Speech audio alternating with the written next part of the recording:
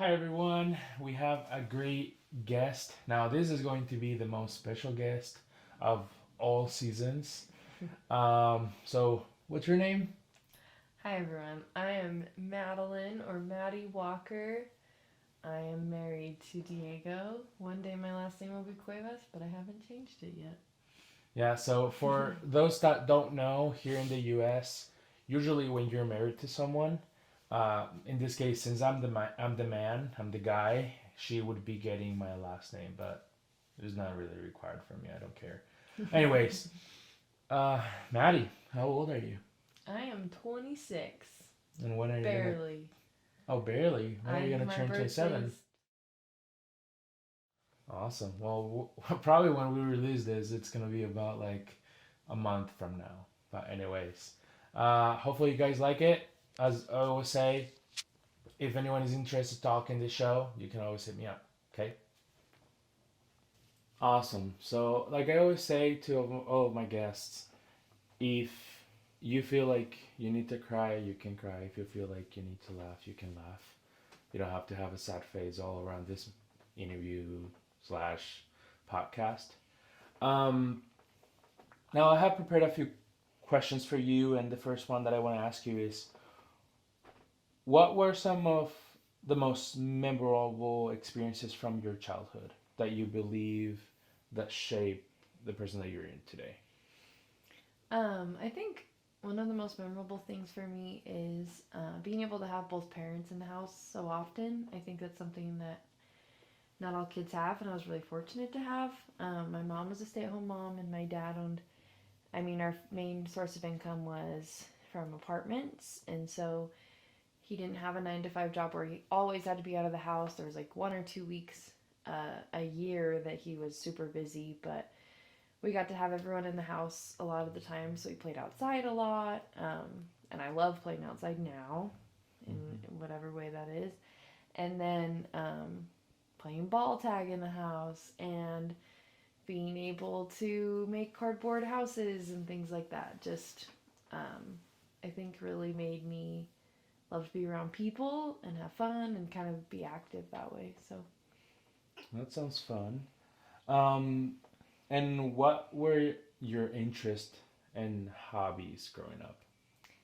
I was, like I said before, always outside. I played soccer from when I was 5 until I still play soccer now every once in a while when I can. I played basketball. I loved running. I mostly had when I was really young, probably like early elementary school, I mostly had boyfriends that always played outside and were active on our bikes.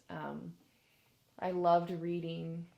I loved school. I was one of the few. You loved school, huh? I Interesting. did. But yeah, I think those would be the main ones.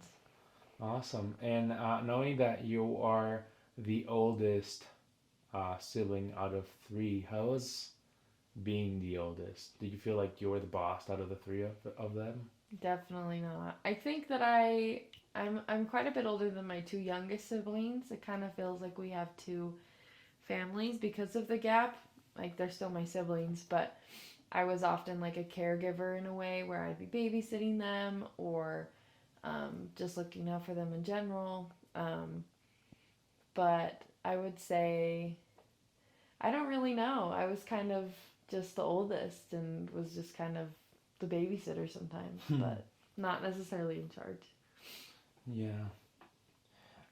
Well, I was never the oldest, so never felt that way. Do you recall any like challenges or did you struggle with something while you were a teenager? Yeah, I think the first thing that comes to my mind, which sadly isn't unique for a lot of teenage girls, um, was body image and eating disorder behaviors. When I was in middle school, I had a really, there were a couple comments made and maybe like like series of bullying from kids my age because I did develop faster than the majority. I weighed more than just about everybody. Mm-hmm. And that was made very apparent to me very soon. And so I would start cutting out sugar or I would cut out different things from my diet. And would exercise and go on runs, which I mean, exercise isn't bad, but for me it was excessive. Until high school, where it did get to the point where my parents needed to take me to a nutritionist and a professional to talk through what was going on because I had lost a significant amount of weight and it wasn't healthy. And so I would say a big part and a big challenge of that is just, and continually like looking, being grateful for my body for what it's able to do for me, and thinking more outside of just what my pant size is or Mm-hmm. those kind of things, which it's definitely a game or it's a challenge still, but we're getting a lot better than we were, especially. Yeah, so you think that when you were a teenager until like 26 years old, you think that you've recovered a lot more when you had like this type of feelings? Yeah, I'm definitely in a lot better headspace than I was. When I was in high school and I started counting calories, and I was very much obsessed with I can't eat over this amount of calories.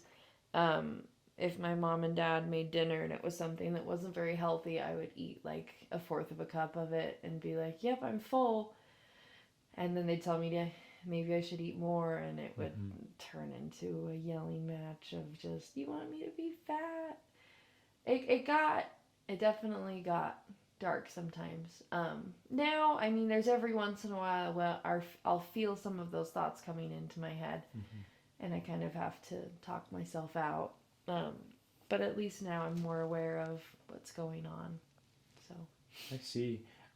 Well, I know that from the life that you're taking now and the career path that you want to follow, I know that you're studying psychology.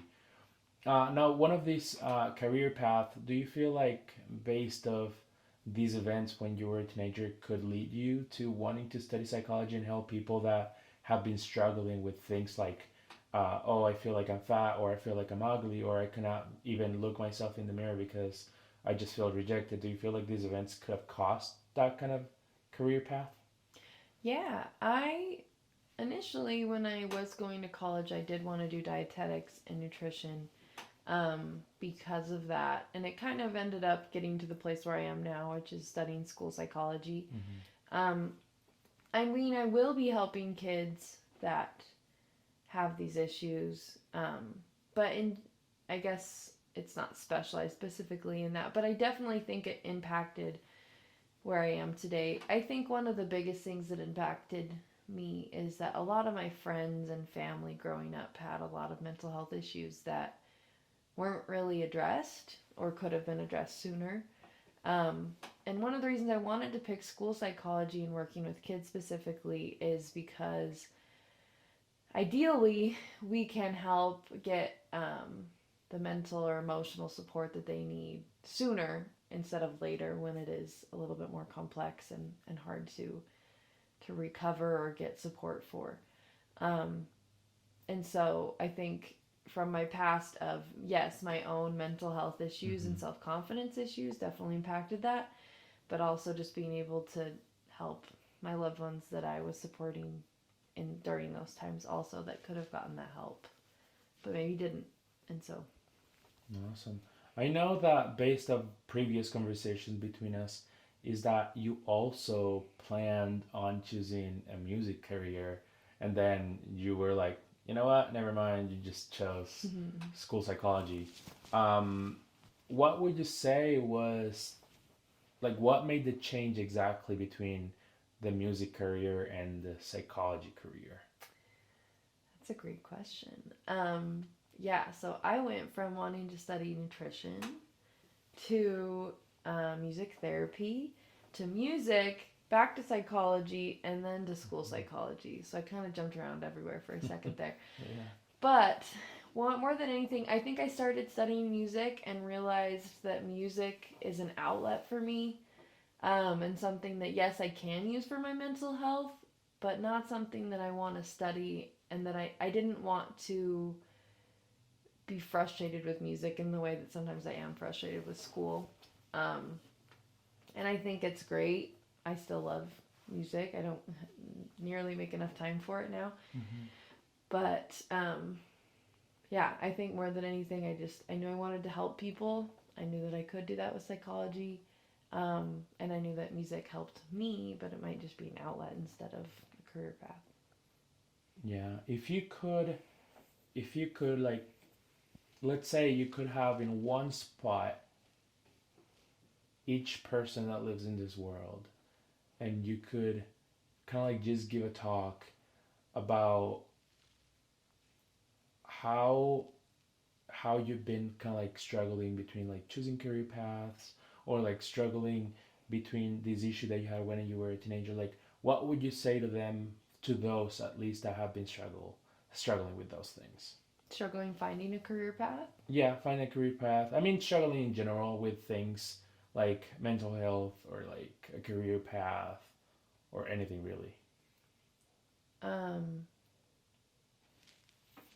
I think a lot of people are in a hurry to figure things out in any aspect. Hmm.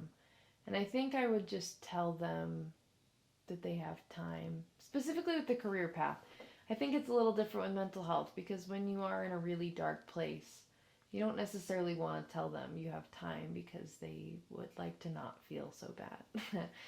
But I think in general, people are trying to hurry through life and figure out what they need. And sometimes it's just best to slow down and really think through what you need. And maybe it's going to take a little more time, but we have time. Time is not an issue a lot of the time, especially for like 18-year-olds that are just graduating from high school. And all of a sudden they're like, you need to go to college. They don't need to go to college right then. They can take some time for themselves. With mental health, I would say, I guess I would kind of say the same thing as in like take time for yourself. Like I know that things are stressful and it might seem like you can't do that. But if we're not okay, then we can't do what we want to do, whether that's your job or whatever else. And so taking care of yourself and making yourself a priority is a really big deal. Well, I appreciate you telling me all this.